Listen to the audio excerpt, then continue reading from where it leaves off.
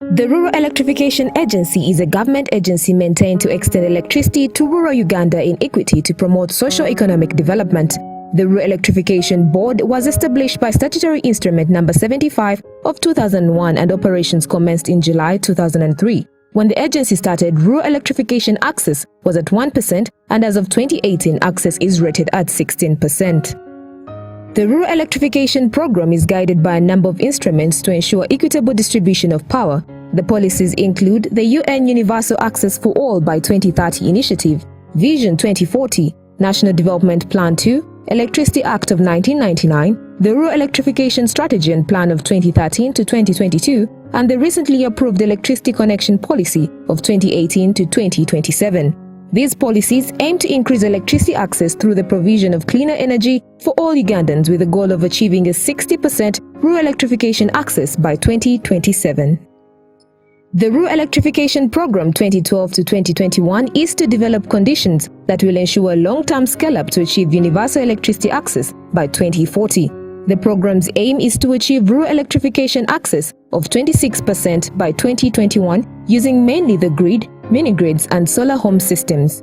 An enhanced campaign for acquisition of smaller appliances such as lanterns and LEDs will be conducted to achieve a much higher level of access for lighting.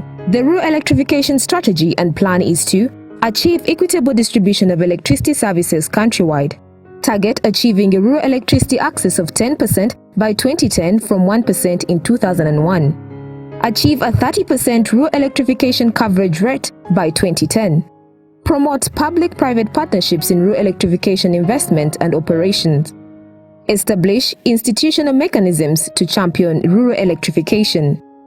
Employ various technological options and implement standardized transactional frameworks to facilitate small-scale power generation. Our business approach is to have main grid extensions with the major drivers being socio-economic and political imperatives and master planning mainly focused on viability or economic lens. Political lens with the President's manifesto and political leadership demands or community initiatives. Mini-grids with public-private partnerships, private sector investment, government grants on generation and full financing on network.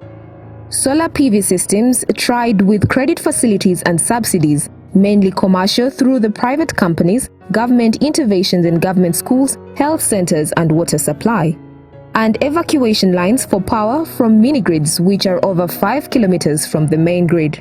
We have had achievements like tremendous increase in grid extensions covering almost all district headquarters with only 3 not connected, that is Kotido, Kebong and Buvuma. In the recent years, increased connection rates from around 60,000 to about 150,000 per year through OBA. Engage the private sector and cooperatives' participation in service provision. Develop the capacity for local contractors from 2 at the beginning to over 10 local contractors currently. And enabled many economic activities to start and flourish in rural areas. As we implement the Rural Electrification Program 2012 to 2021, we have experienced some challenges like high cost of infrastructure in extending the grid, high connection and house wiring charges, limited budget from consolidated fund to meet imperative costs such as counterpart funding, way leaves compensation, infrastructure repairs and replacement. High population growth rate of 3.4%, outstripping the rate of connection, which makes it impossible to meet access targets. What is our way forward? Master planning for each service territory to guide future investments. Continue expanding grid infrastructure to achieve higher national coverage, starting with connections of the remaining 287 sub-county headquarters. Increased focus on mini-grids, starting with islands to promote fishing businesses. Promotion of clean energy for the poor through provision of solar lanterns at very subsidized costs. Adopt low-cost technologies or methods for infrastructure and house wiring. Lobby for free way leaves. And rural development and equity can never be achieved without rural electrification.